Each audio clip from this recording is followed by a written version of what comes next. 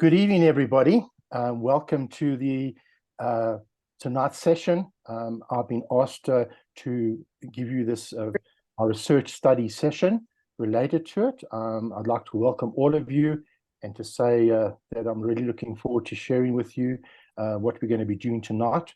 As you know, this is also a learning program. So everybody that I see on the screen, my personal greetings to you. I hope you're all well. I hope you're all safe.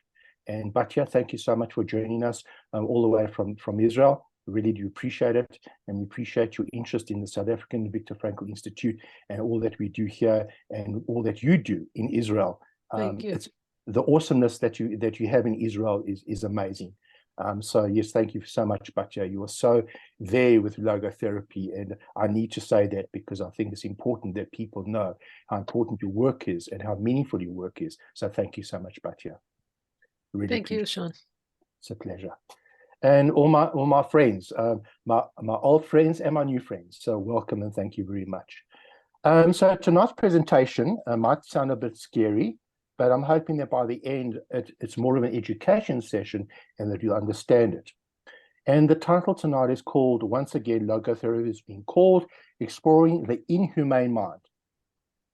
So that sounds quite scary, does it not? But I'm here to help you to go through it. And tonight's discussion is based on recent inhumane world events. The discussion will be open by sharing current research into the neurobiology of the damaged mind, its influences, ideologies, the mind of a terrorist, Futu, and meaning in the face of diversity. So that's what the presentation is going to be about. I'm not going to share any screens for obvious reasons. That is quite a heavy subject. And based on that, I don't want you to be frightened by anything. If you don't like something, please understand that this is what we do. And, you know, the question always comes is, why did I study the subject, or why do people study subjects? They're so diverse. And there are what we call a thinker's traits. Now, thinker's traits are curiosity, creativity, problem-solving skills, critical thinking, lateral thinking, persistence, passion, and open-mindedness. And I believe that that's what I do. I'm influenced by Da Vinci. I'm influenced, as you know, by Albert Einstein. And it's all about the thinking of the process and why we have this curiosity of looking at something. And my philosophy has always been to look at the root of something and to understand it. And that's my passion. So whether it's right or wrong or indifferent, it's always for me to understand the real root of it. And very often we get hopped up in all sorts of things, which I'll discuss as we go through it. And based on that, I did the study of a period of probably about 3 months. But what spurred it on was what the events of October the 7th.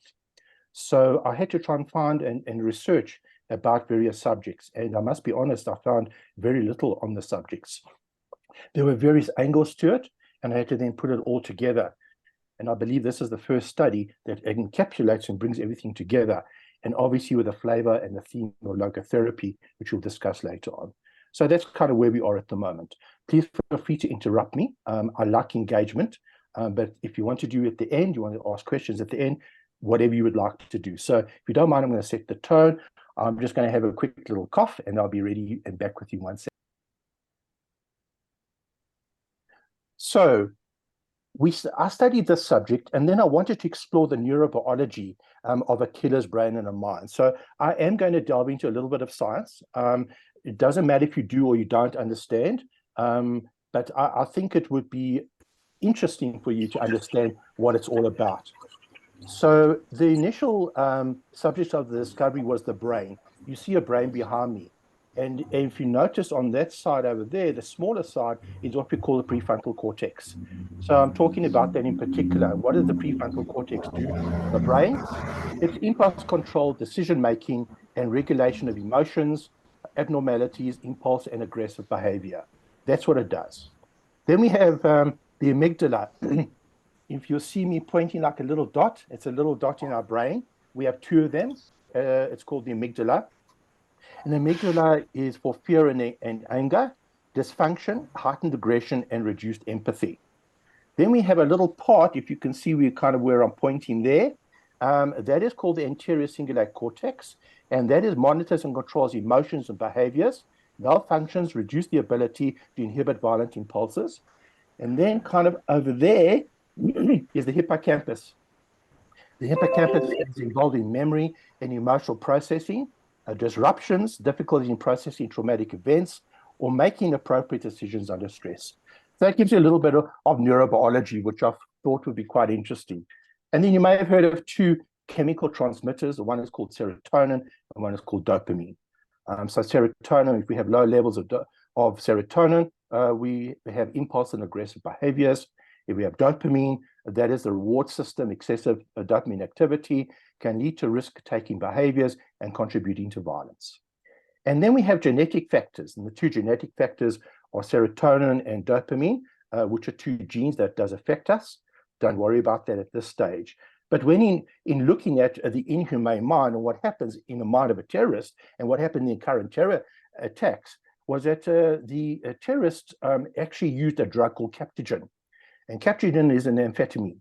And what this amphetamine does is it actually deadens you. It actually makes you false. It makes you just do what you need to do. And you have no feelings, no empathy whatsoever. And captogen is also used by the ISIS terrorists as well, but not to the extent that we have seen in the latest terrorist attacks. And captogen, many pills were found. So these terrorists actually took them and continue to take them to deaden whatever they do. So they become like a robot. And but the robot has aggression in it as well.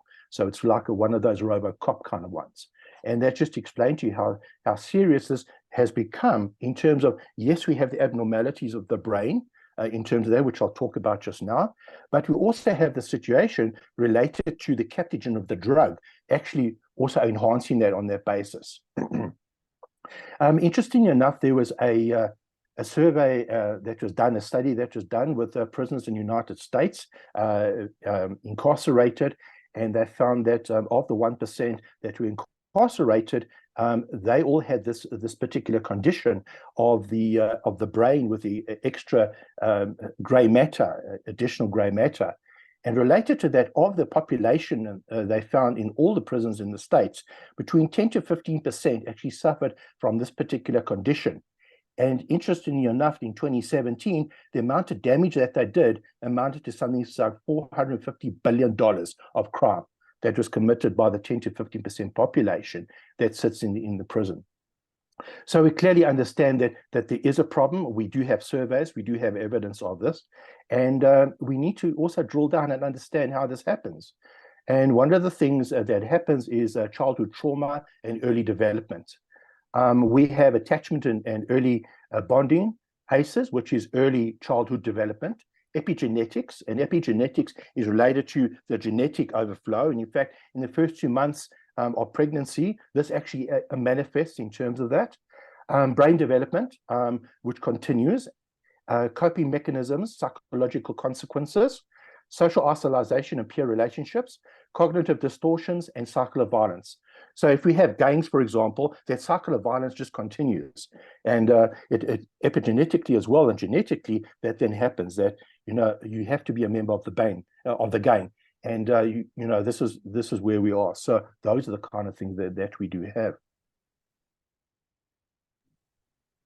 The mental health conditions involved is antisocial personality disorder, borderline personality disorder, conduct disorder, intermittent explosive disorder, schizophrenia of thinking, feel in behavior.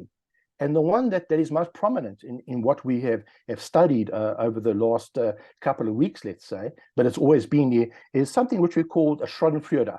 It's spelled SCHADENFREUDE. And why would you talk about Schadenfreude? Schadenfreude is an emotional experience. It derives pleasure or satisfaction from the misfortunes or failures of others. Interpersonal relationships is manifestation in contemporary society, lack of empathy and compassion in social interactions. And we have found that, and I'm sure Dr. Kanda, you would understand what Schadenfreude is. And that's getting joy from somebody. And one of the things that I didn't find in Schadenfreude was jealousy. And jealousy is one of those elements that actually eats us up about being jealous about somebody or something. And it gets us hyped up. And we like to see those persons fail. So I might say, well, there's a really fancy car. My goodness, it just crashed. Oh my, that's lovely. Wow, wow, wow. So jealousy can really get out of hand in terms of that as well. But Schadenfreude, we believe, is one of the biggest challenges. Bearing in mind, again, I'm talking about having taken the drug Captogen on top of all this. You can imagine it's like an explosive brain, an explosive mind, and it's an inhuman mind, and that's really what it is. So the influences related to these factors are obviously environment and social factors, and it's poverty, social disintegration, exposure to violence, inadequate educational resources, stigma, and discrimination. And I think we all understand that. I don't need to necessarily deep dive into every one of those. I think we can all relate somewhere along the line as being logotherapists in terms of the kind of things that do happen in where we grow up. Is it nature, nurture, or nurture, nature? So it's all of that involved in terms of this brain developing. And that's why it's so crucial, coming back to childhood development, to try and educate in the best way that we can, to try and give them that young developing brain the best that we can. If we can take them out, we can help them. But unfortunately, in ideologies, this isn't the case. So in ideologies, they get educated into a particular ideology. And that's in fact what happens. Having studied the Hamas covenant, the Hamas covenant talks about the total elimination of Israel and its people. And there's no negotiation for peace. There's nothing at all. ISIS was exactly the same. It's either Sharia law or nothing. So when we look at these kind of elements, they are really not humane in any way. And I'm not going to go into detail. I don't have I have my own, obviously, what I believe in and what I like, what I don't like. But I'm not going to get involved in those. I'm just saying, and I'm saying that terrorists generally do that. And also the way that they fight. They don't fight fairly. They don't go into an open field. They're hiding in hospitals. They're hiding wherever. They're using human shields. I'm not, and please understand, I'm not being political. I'm really trying to say this is what happens. They're fighting guerrilla warfare amongst the people. Even in the old days, they used to have these beautiful battle strategies. People used to go out, their husbands used to go out, their boyfriends, and go and fight in the field. They used to plan the strategy, going back to thousands of years. This new strategy is a very different one. It actually relates to the Vikings, and the Vikings used to fight like this as well, in terms of kind of guerrilla warfare. So they were very much into this type of warfare, which hasn't been around for that long in terms of going back after the Second World War, because the Second World War was open fighting. The First World War was open fighting, unfortunately, in trenches, but that's how it was. Here, it's hiding amongst the population, and I think that's what makes it so worse. That's what makes them so heated up.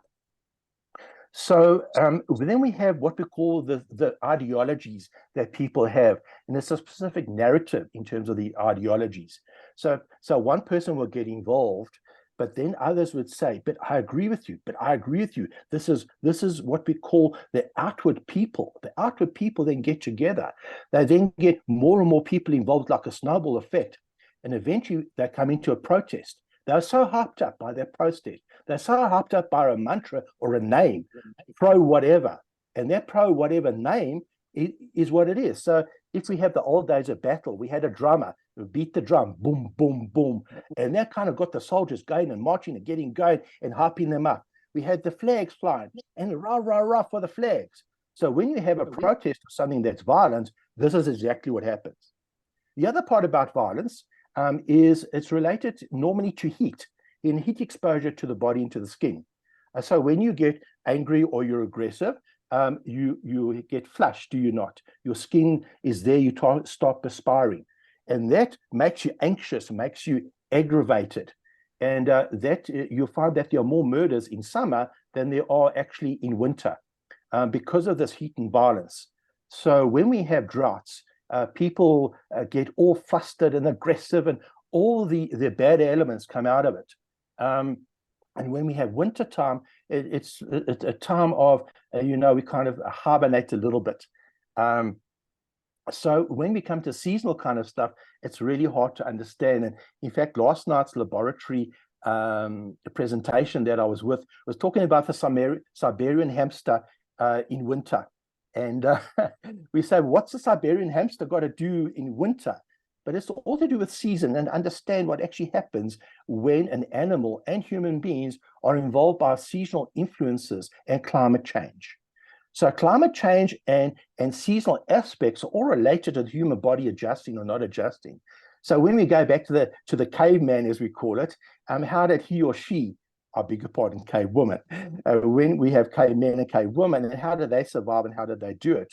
So yes, they had to have clothes. They had to keep themselves a really warm in winter. And when it came to summer, whatever it was, they ran around. If you look in Africa, if you look at the traditional dress of Africa, it's to suit the occasion. It's hot. It's hot there in the desert. If you go to Canada or the Eskimos, you're going to wear something that's there. So studying the Siberian hamster last night and what comes out of it is very, very interesting because also related to stress and stress is related to anxiety. So all of these things happen, and this all happens in the amygdala. The fear and anxiety, and we then have what we call the HPA axis, the hypothalamus pituitary axis, and this is what happens. And our brain also has what we call the old-fashioned way, Dr. Kanda, is that it has negative bias. So negative bias means that our bodies and our brains are geared for negativity, and it's our positivity through logotherapy that we can replasticize the brain. The brain is like a plastic instrument and we call that neuroplasticity.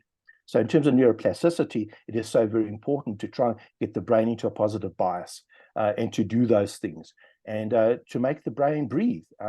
Very often we forget to breathe and breathe properly, be conscious of our breathing. So those kind of exercise of deep breathing, being aware of it, and of course our senses are so very, very important. So when you go into a working environment, and when I go into a work environment to do an assessment, I look at and I feel the environment. And invariably it stinks, it smells when you come into a closed area. Why? Because everybody, that's what we all do. We perspire, there are smells. And the lighting, is the lighting good? Is there a good sound? And what about when we talk? Do we have something nice in our mouth? Do we have something that tastes nice, a nice sweet? Or a nice cold drink on that. And when we have that, we feel it's easier to talk. And that's why when people sit down at a restaurant, have you noticed how they talk? And when the food comes, there's silence initially. And once that food hits the palate and all the senses go there, they start talking. This is very nice. And they get all happy and excited because they're excited because their palate is excited. Okay. And when you're touching something, isn't touch so very important? Our skin, it's very important when you're touching things. So all senses have to actually be in balance in terms of enjoying it. And so what happens in these kind of protests and these dark areas, can you imagine how depressing that is? Can you imagine living in a tunnel? First of all, can you imagine? So you have to have false air. You can't see the daylight. So there's no melatonin. The smell is horrific, whatever the smell is, and those senses make them even more irritated. So when a terrorist is actually hiding away, or those kind of people who are aggressive in nature, their senses are even more attuned to the negativity in terms of their brains. So those are really, really difficult aspects to understand. And then we have a phenomenon called futu, and you're going to say to me, Sean, what is futu? The futu stands for fear of the unknown. So fear of the unknown is related to the anterior cingulate cortex, the amygdala, which is those parts I told you about there. I'm kind of talking to the brain behind me, and with a neurotransmitter called dopamine. And we have emotional responses related to that. And we have a process of neurobiology of uncertainty, and that's called perception, conflict monitoring, reward prediction, which is a dopamine release, emotional processing, which is the amygdala, decision-making is the prefrontal cortex, that part over there, and modulation of emotional responses. So futu is a psychological concept deeply rooted in human evolution. It refers to the innate human tendency to experience fear, anxiety, or discomfort when confronted with situations, events, or information that are uncertain, unfamiliar, and unpredictable.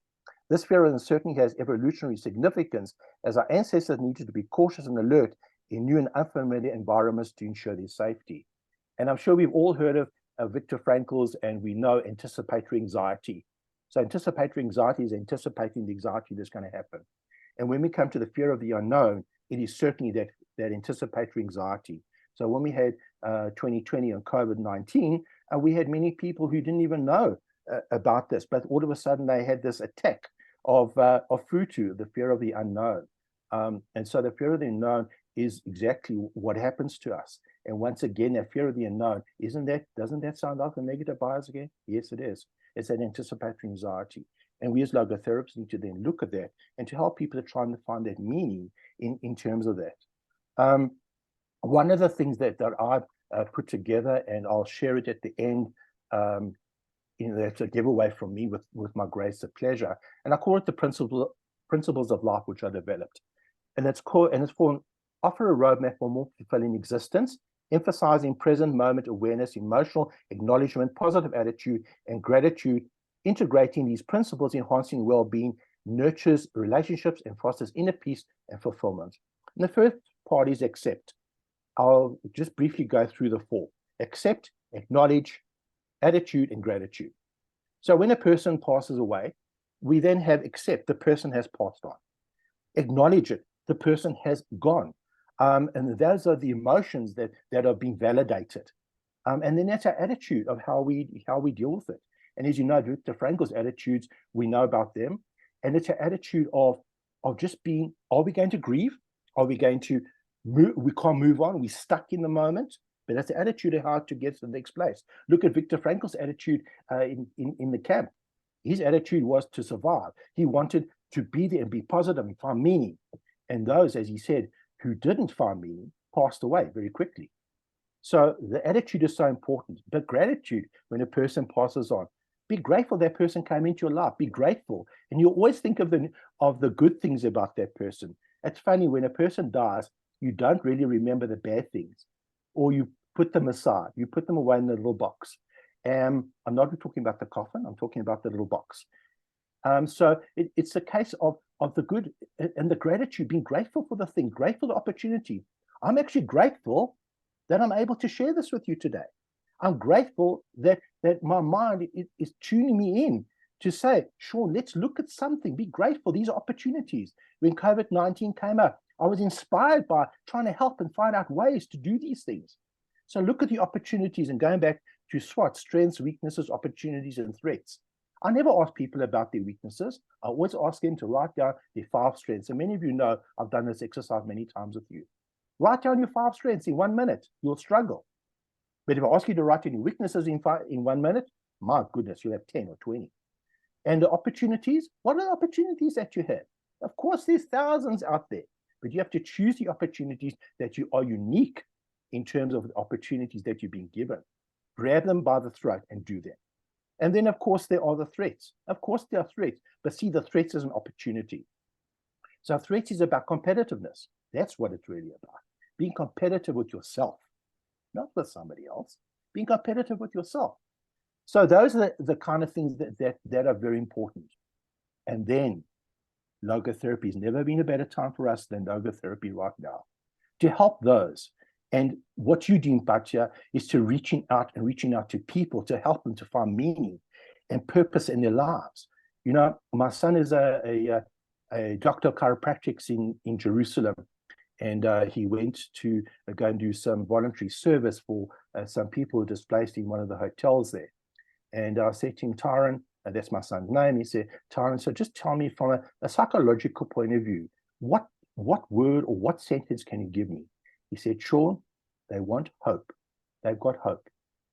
And I think that's so beautiful to say that people in adverse conditions, if we can give them that meaning, that hope, that is so very important. And that's in the DNA of Viktor Frankl's principles of logotherapy. I mean, that's how important logotherapy is to meaning and to purpose. And we're here for that. And I don't have to lecture to you to tell you that, but there's never been a better time for meaning and purpose in this world. They need us, and we need to reach out to them. And in closing, people will say, but what we do? All I want to do is to educate. All I want to do is to be able to educate and say there are these educational type things around. Prevention, absolutely, prevention is so very important. On the other end of the scale, there's PTSD. which happens and how we deal with it and how we deal with it in logotherapy. So we have all of these aspects, but I always believe in education, and I think educating people and looking at the real root of what it is, and for you to make up your own minds, whether you like it or dislike it, or you want to do it or you don't want to do it. You have a choice, and those are your choices. So thank you for listening to me. This is my study. My study continues. I'm more than willing to talk to anybody. I want to learn all the time. I'm like a sponge. Tell me, help me.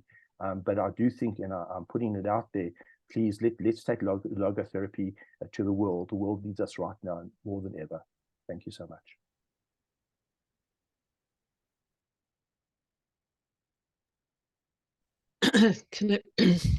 Can I start to make a comment? Awesome. On the topic of education? So if you're talking about a normal society, you could talk about prevention, you could talk about how to improve the education.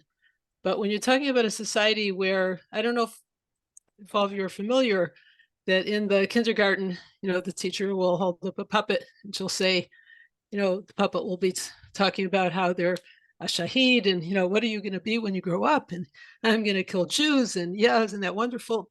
Right. So so there's certain people who've been trying for years to change, to change those textbooks and that education. But there's no way you can do it as long as the people in charge of it are not the least bit interested in that. So I'm not quite sure where you take this from here, and especially when you start looking at the psychological causes of things. Often that's a trap in psychology, where like once you know the cause, then you don't take responsibility because, it's because of this. And so, I'd like you to relate to those 2 points. Thank you for that comment. But if I may comment on that, and I didn't share this with you right at the end, and I said I would. So how do we help these people, and can they be helped? So surgically, we'd have to remove the amygdala. We'd have to remove it, and that's not going to happen. What is the success rate over the many years of rehabilitation? Only 10 to 15% can possibly be rehabilitated. So there isn't an answer, but there isn't a solution. We can only have a kind of a band-aid. So I absolutely agree with you. Education and trying to get them to understand and give them share with them what we can do. But it's a huge challenge, but it's almost impossible.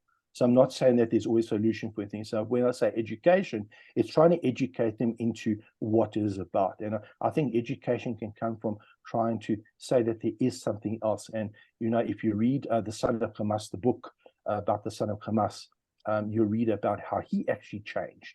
And as if you want to change, or if you can change, you have the ability to change.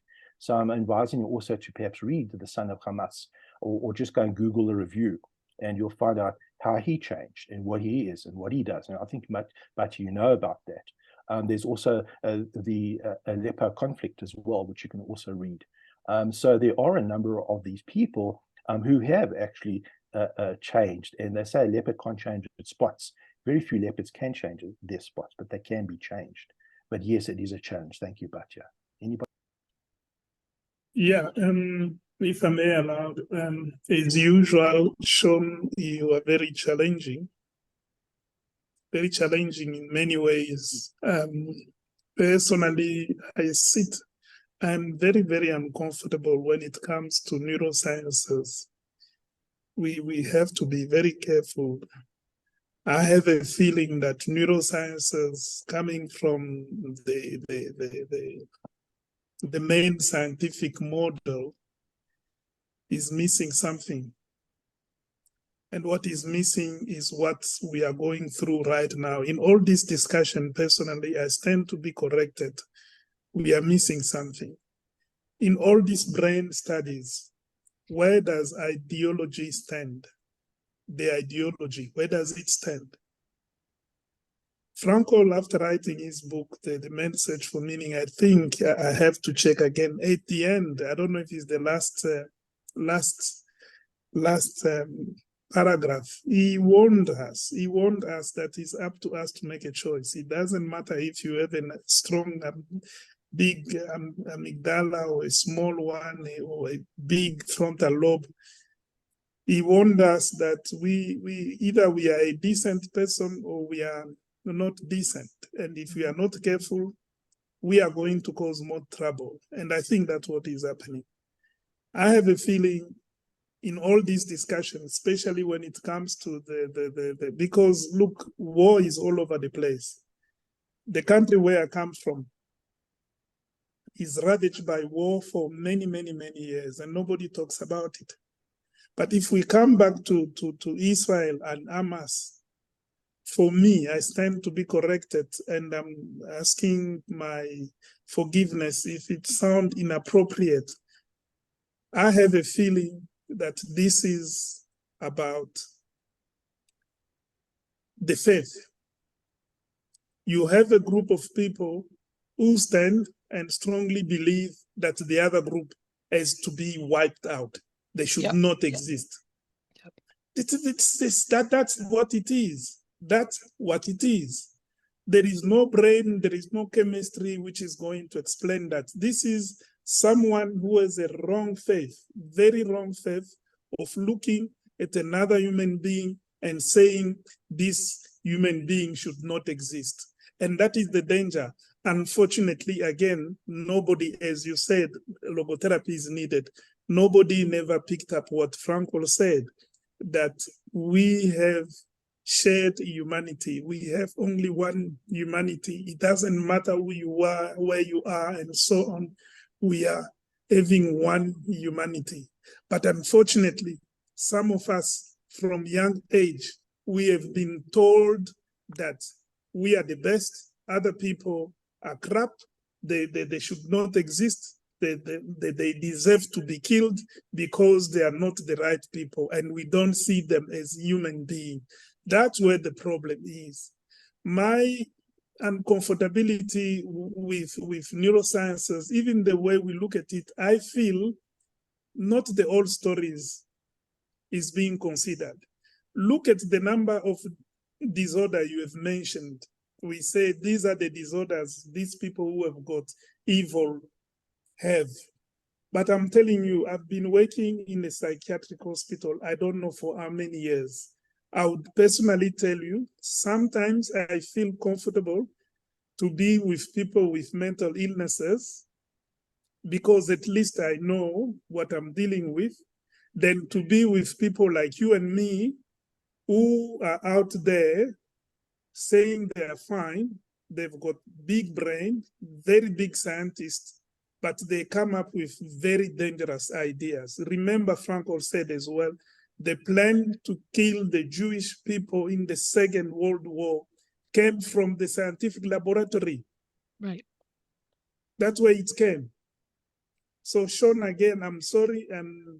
Yes, I love listening to you. It's very stimulating and challenging. And really, I also admire you that during this period, you ask yourself, why would one do this? Could there be something wrong with their brain and so on? Yes, I accept. As you were talking, I thought, okay, fine. If that is the case, if it's about dopamine being suppressed, not having oxytocin, we talked about it once. I don't know if you mentioned it today, the love or the hormone for love. So why don't we make bombs where we just go and spray people with dopamine and oxytocin, and then we'd see people loving each other all of the sudden and so on. Why are we not doing that? So I'm sorry to have taken so much long. I know this is a very sensitive issue. I'm so sorry again if I sound displaced. It's very distressing for me. After this meeting, we are going to have a meeting in a group of colleagues of the global psychosocial network. I'm telling you, people are not talking to each other. That's how bad this situation is. Because some psychologists, mainly, some believe if you talk the way I'm talking, then you are pro-Israel, you don't care about Palestinian. No, it's not about Israel or Palestinian. It's about just being decent or indecent. If you sit and plan to kill someone and go hide behind innocent as a shield, it's evil. That's what it is. So to finish my intervention, what I thought, I'm reading one book written by someone, I think from Israel again. He's written The Hidden Face of God. I don't know if anyone have read that. And what this is saying is, he says, the universe is the physical expression of the metaphysical. And I believe Frankl says it clearly as well. He has brought the spiritual dimension, which we are forgetting. The challenge for me to close, Sean, is where is the spirit in the brain? Can we locate the spirit in the brain? If we do that, maybe we'll be able to sort out some of the issues. So sorry again for talking too much. It could be the anxiety and the pain which makes me talk the way I've been talking. Thank you for attention. Thank you, Dr. Kanda. As always, you always put that perspective of a pure logotherapist, if I can call it that. And yeah, absolutely. That dimension, unfortunately, isn't in the reality. So in terms of my studies, any study is obviously open to that. And I actually had a challenge related to science and ideologies in the brain and neuroscience. And so it is a challenge. And yes, we can have scientific bias, but in terms of your challenge related to that, yes, there are those other aspects. And it's also part of my research. And thank you for stimulating that now, because that's an extra part of my research to go back and to do that. But if you don't start the discussion, you won't get anywhere. So I appreciate that. There's no need for an apology. In fact, I congratulate you for doing that and inspiring me to do that. And I think that's what it's all about, is that scientists do everything in a laboratory and everything is there and it's all factual. We can is evidence-based, but it's a part of the spirituality, the human spirit that isn't there. And exactly what Frankl does. And thank goodness I am also a logotherapist, and I clearly do understand that. So yes, I will be adding to this research, and thank you for that new dimension. I'm going to deep dive into it, and I'm going to take you up on your challenge, and I'm going to make turn the challenge an opportunity. Thank you, Dr. Kanda. May I please follow up on what Batya was saying and Dr. Kanda as well? Sean, may I? Yeah. You know, I'm always reminded of that example that Frankl brought of a certain couple in the camps that he said something like, I'm not sure exactly of the quote, but he said something like, that's the only person I would call a monster. He was really a monster with us. And later on, after the war was finished, some doctor came to see him, and he talked about another camp that he was sent to at the end. And then Frankl asked him, did you ever meet Mr. So-and-so? I don't remember his name. I see that Kanda remembers this example. So that man answered him, oh yes, he became our best friend. He never stopped helping us. He was our best friend. He was our savior. And then Frankl says, you can never say a person cannot change. This is an example of how a person changed from being really, I wouldn't call anybody a monster, but I called that person a monster. And suddenly he's being the best friend and the best helper of other people. And, you know, I think I mentioned several times that teaching philosophy students in the university, they are very rationalistic. They don't have the spiritual in them. So when I was talking about Viktor Frankl, they attacked me like, what is the spiritual, etc., etc. And what if Hitler had his own meaning? And so I ended up calling Teria to South Africa at the time. And I asked her that question because the next week I had to lecture again. And she said to me, listen and listen well. There is something called by Frankl the suppression of conscience. There is no person who is born without a conscience. And you can suppress your conscience or you can deny your conscience. And sometimes it is to the degree that the deviation is so strong that maybe you cannot come back. But all, in general, I would challenge the fact that people where the amygdala is very controlling, because everything that you mentioned and Batya repeated it, like education from young age, or you said childhood abuse or problems, or environmental influences, etc., which is very true. We all know people like that, psychopaths or narcissists, to certain degrees, to different degrees. And my question is, even if the amygdala is so controlling and the person is so deviated from the good, can they not change? Or can we not hold them to responsibility and accountability? That's the better question, actually. And I think this is what Kanda was aiming towards when he was saying, yeah, I have a problem with neuroscience because where is the spirit? So that's my question.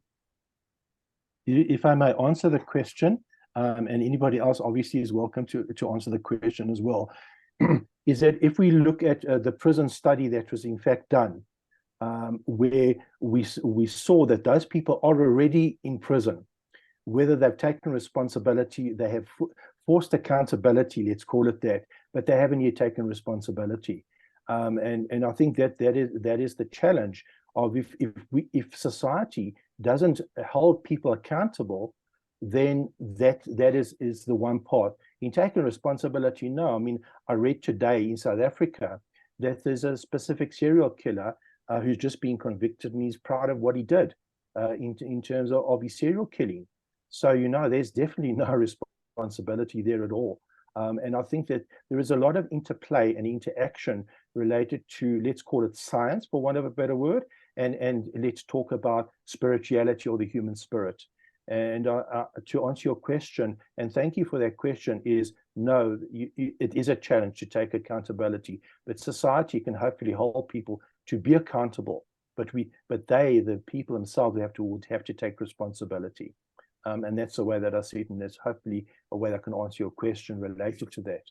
And then related to Dr. Kanda, in terms of that, we now understand on this discussion, we have two elements to consider.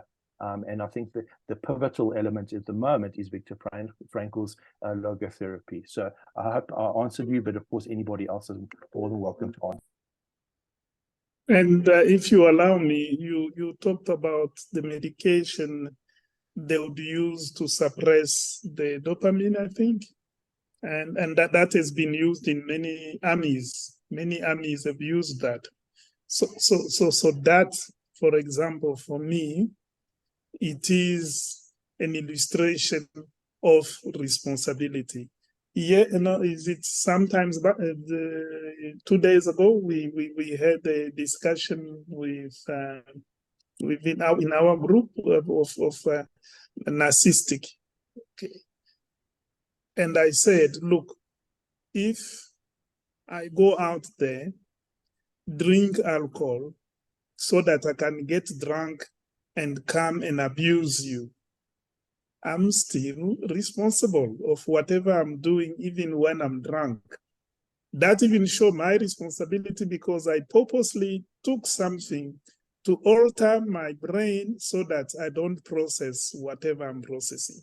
And I still believe, as Terea said, even after those medication, because the medication would go, the effect would go, so the images would stay. That's the truth of the issue. So yeah, it's a suppressed conscious situation. On the other side as well, the studies with prison in America, I'm a little bit uncomfortable with it as well, because the other issue, it's unfortunate.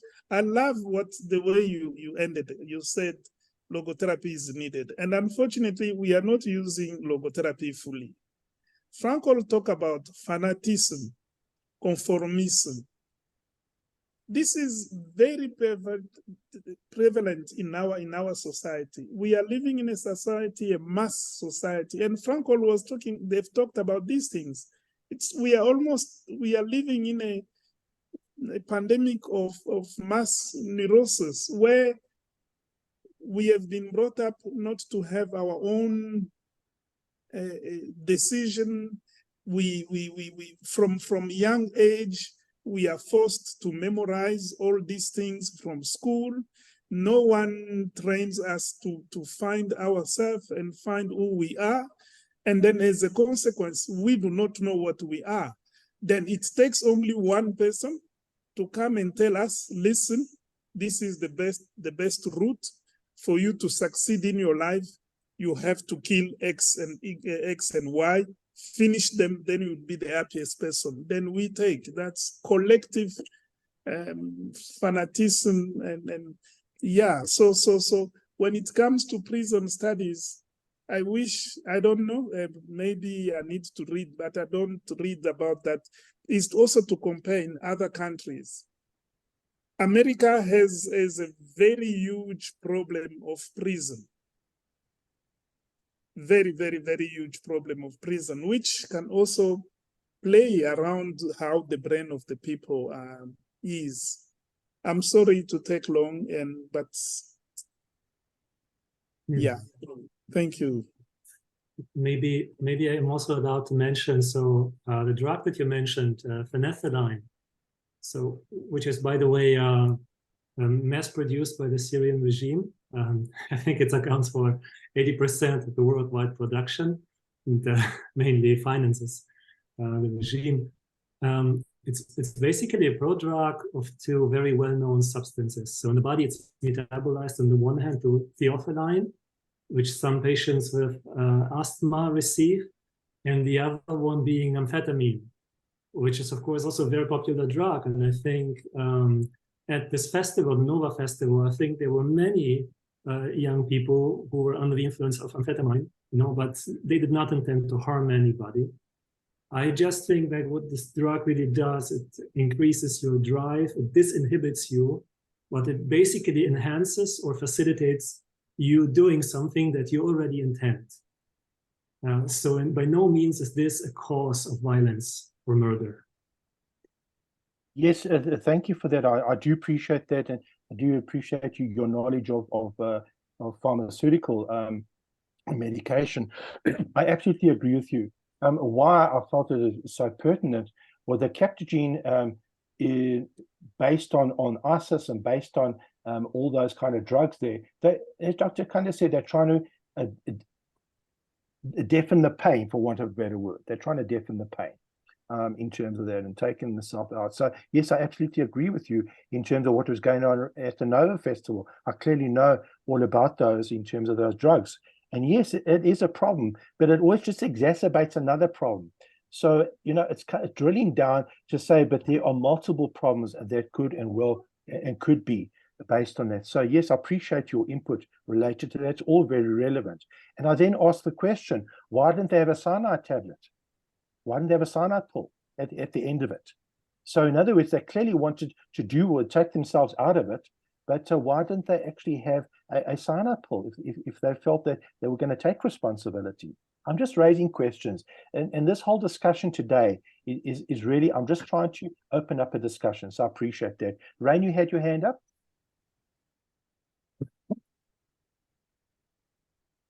Thank you. What an interesting discussion this is coming into. There are two things that I'd like to offer into the discussion. One is a small story. Well, they're both small stories, but quite different. The first story, in terms of an education and exposure, true story of a young man that I met in India some years ago. He made his living as a thief. He was a thief. He was a professional thief, and he decided on that as a way to raise his kids and set his family right. And one day he made the mistake. He walked into the yoga studio that I was practicing in, and the master of the studio, he came in, he walked in, and he was, not that there was much to take in a yoga studio, no, it's a big empty space, but it had a few trinkets here and there, and some people's clothing from the students who were practicing. And the guy the thief started to help himself to whatever was around. And the yoga master caught him red-handed. The man was so shocked to be caught. After all these years, he started as a thief as a child because that's how his father did it. His brothers did it. That's how they got by. He saw no reason to change. That was how family survived, so he continued. That was his exposure. Neither father nor brothers were ever caught. He obviously had that same picture for his future as well. And he thought that that was the way that he would responsibly take care of his family. He thought this was responsible behavior. The fact that he inflicted whatever on the victims of his theft, that was different. He thought that he was doing the responsible thing. Anyway, the yoga master caught him red-handed and told this thief, who, let me just clarify, he was about a middle-aged man by that point, said, listen, I can take you to the police right now. You obviously this thief that has been going around our town. It was Mumbai. It was a particular area in Mumbai. You're obviously this person. You've avoided being caught all this time, but now I've caught you red-handed. I can take you to the police. They'll lock you up for the rest of your life tonight. And the guy was absolutely shocked and astonished. No, you can't do that. You can't do that. What about my family and my kids, and how am I going? He couldn't put the whole story together in his head. This was going to be catastrophic. So the yoga master said to him, right, okay, you don't want to go to jail. Then every day, because the yoga studio opened at 6 a.m., so he would need to be there at 5 a.m. He said, you will sleep in the yoga studio. You will not go home. You will sleep in the yoga studio. You will open it at 5 a.m. for the early comers, and it closes at 9 or 10 or something like that, and we will lock you in. You can stay here, just you will learn the yoga. And the guy looked at him and he said, what? What's this got to do? How can I get along with my life? How will I? And the yoga master said, or I can go to the police and you will be locked up in the jail. And he said, you're not going to come out at all. The guy couldn't understand what was being proposed to him. But the thought of jail was more frightening to him. So he said, okay, I'll be here. So there he was. When I got there, I couldn't understand who this man was at the early hour of the morning, cleaning the studio up and then just hanging around and then cleaning up again when the people would kind of rotate throughout the day. There he was, keeping the place spotlessly clean, not speaking to anybody, not taking any notice of what was going on in the studio, of the teachings, what was happening in that room that he was sort of jailed in. Months went by, months and months went by. On my next visit there was this guy, but his attitude had changed this time. From the first time that I saw him, which was shortly after this, his capture, as it were, to this time, several months down the line, attitude completely changed. He was more interested in what the students were learning. Like people who were greeting him, he was greeting them back. Before, he was surly, wouldn't speak to anybody. Things started to change in his attitude. It was remarkable. On my next visit there, months later again, he was practicing yoga. He was still under lock and key to the yoga studio. Okay, he was not earning anything. He was not in jail, and that was sufficient. He was now practicing yoga. Anyway, story goes on.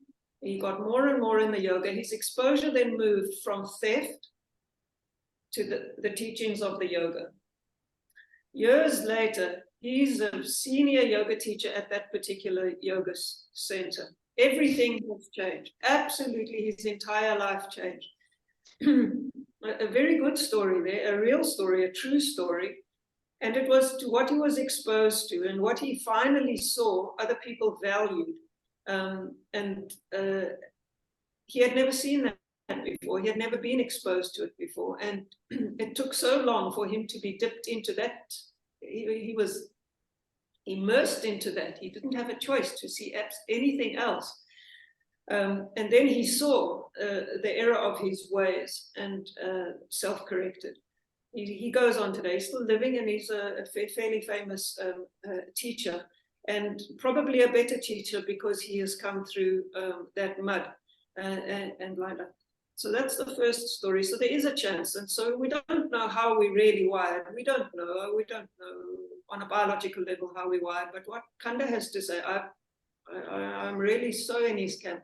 Where's the spirit and how is it fired up? We don't know, but it doesn't appear to be a physical, in a physical, what's the word? A container. Yeah.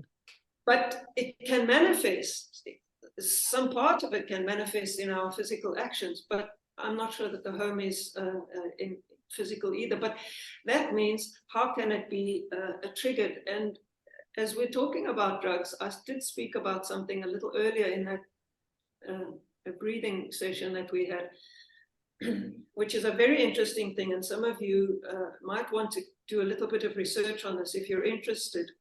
I'm extremely interested in psychedelic drugs. I'm not interested in psychedelic drugs for my own particular use, but of course, well, not that it matters. If I was, I am, and so on. I'm interested in what it triggers and what it opens, and it is this non-physical aspect of our being. This, call it what you will. Let's for this conversation, let's just say the spirit. What triggers it? What triggers it? Not a chemical that can alter your state of being, but what triggers the spirit? And I think these are two different discussions. Like some of the drugs that have been discussed this evening in this discussion right now are to alter the state of mind so that you can perform an action with or without a heart in it or so on. But the psychedelic drugs that I've come across and have studied are not to alter any kind of behavior. So like the drugs that have been spoken about right now, some manufactured and some moved from plant. No, the psychedelic drugs, and particularly used in therapeutic settings, as many of you might know, are not designed to change your behavior in that way.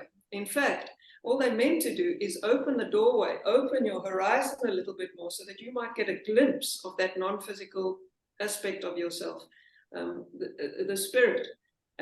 They are non-addictive, and often what is said is all you need is just a glimpse of your own spirit, as it were.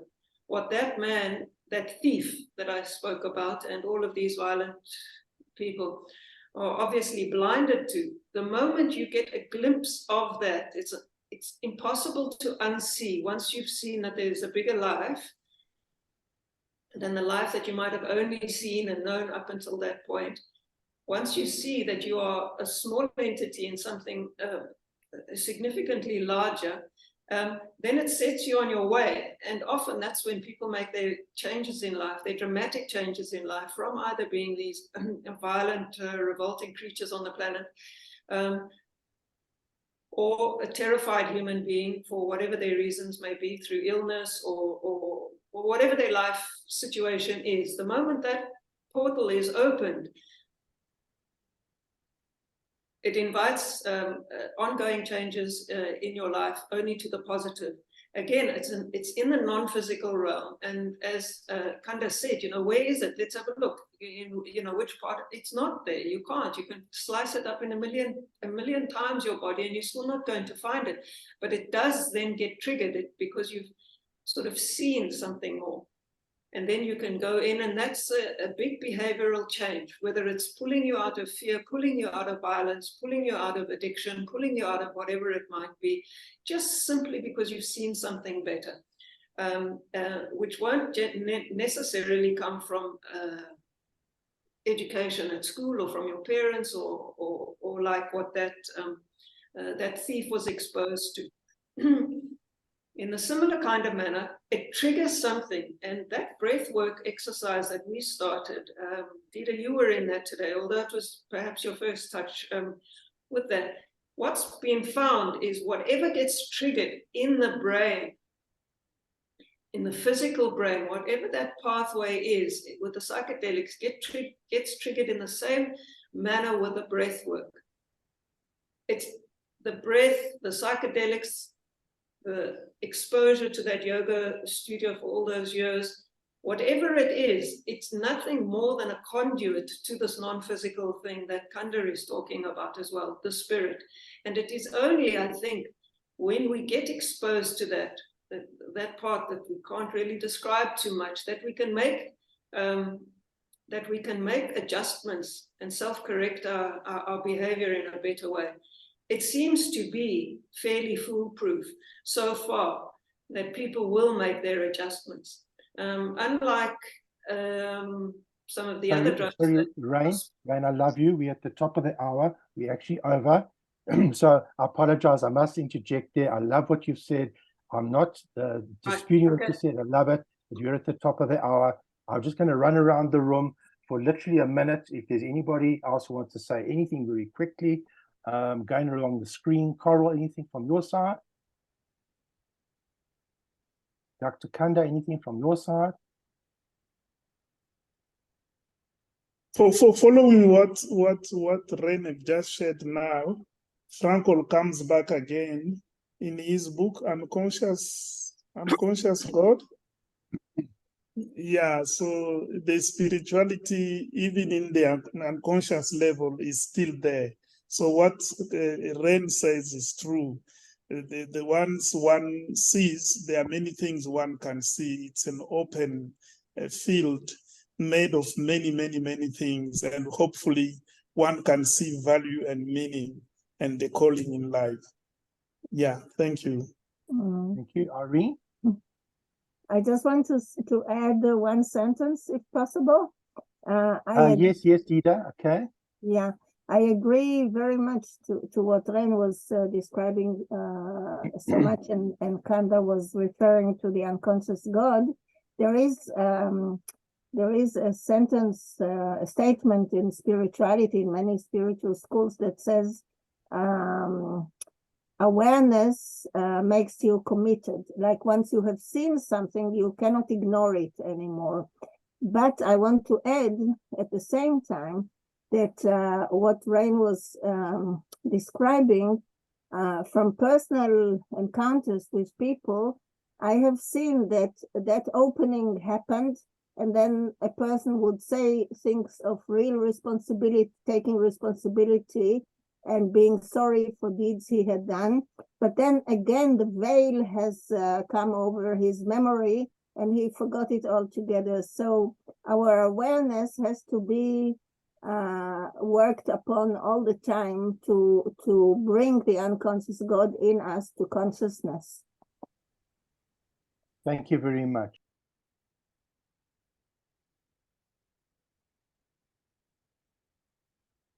Marilyn, anything you want to say? Batya?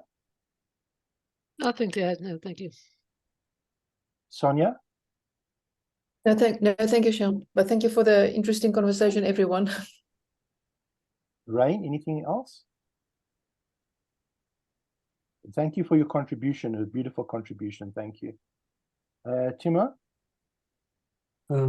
Maybe I would like to add that we were also talking about basically social programming and how people are convinced by their ideology to commit atrocious acts. But I believe that there's always still a free choice. Like these people may be rare exceptions, but you can always defy the inhumane ideology of your social group, as witnessed, for example, by the German guards in the concentration camps there were not many, but there were some who shared their limited food with prisoners, who smuggled medication for the ill. And there's a wonderful quote from Pirkei Avot. Some of you may know it. It's as follows: in a place where there are no men, you must strive to be a man. Yeah. And I believe that this is always possible. Yeah, it's a whole interview with him. It's beautiful. Maybe you Thank you can very put much. the link somewhere. Sorry, can you repeat the quote, please, sir? Can you In a repeat? place where there are no men, you must strive to be a man, Thank you. Very a good. human. Thank you. Pan, anything you want to add or say? Thank you for being here, Pan, as always. Thank you so much. And thanks for arranging everything. Really, really do appreciate it. Thank you. Mark, anything you want to say? Mark's gone. Karen, anything you want to say? No, I'm fine, and thanks very much for a very interesting evening. It's a pleasure. It's a pleasure. So, ladies and gentlemen, I'm going to close off, and I want to say thank you very much. I think we've achieved our objective, and the objective is to create a conversation. And if we don't talk, then we don't know. And I think that's what it's all about. So I think that's what it's all about. And there are lots of open-ended thoughts and people making notes on that. And I think that to me is the most wonderful part about it. Coral, thank you so much for hosting this. I really do appreciate it. Thank you to everybody. Good night. Keep well, keep safe, and we all love each other. And I love you. Thank you. Bye-bye. Thanks very much, Sean. Thank you. Thank you.